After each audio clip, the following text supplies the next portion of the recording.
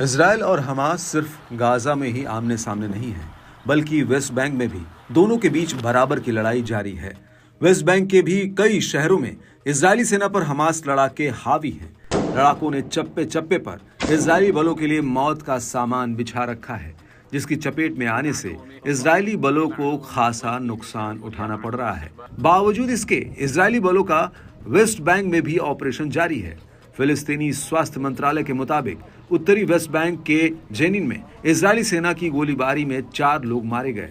वहीं लड़ाकों के हमलों से इजरायली सेना को नबल्स के पूर्वी हिस्से को छोड़ने के लिए मजबूर होना पड़ा। ये पहली बार है जब इजरायली बलों को वेस्ट बैंक में अपने कदम पीछे हटाने पड़े।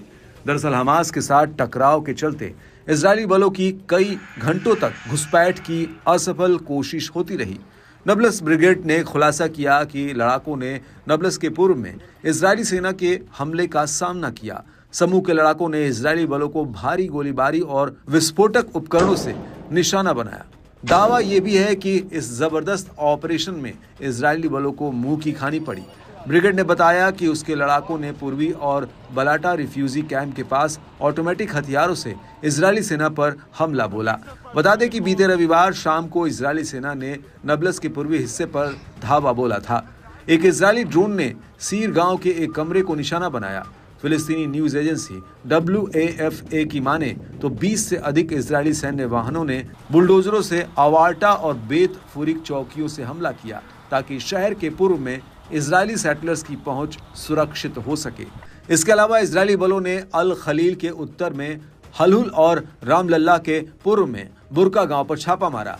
रविवार सुबह एक इजरायली ड्रोन ने सीर गांव के एक कमरे को निशाना बनाया। इसके अलावा इजरायली सैनिकों ने इलाकों में बड़ी संख्या में सैन्य बल तैनात किए। बता दें कि प्रतिरोध ने पिछले 24 घंटों में वेस्ट बैंक में इजरायली बलों के खिलाफ 12 अभियान चलाए। इसमें लड़ाकों ने गोलीबारी, सीधा टकराव, IED ब्लास्ट समेत 12 अभियान चलाए।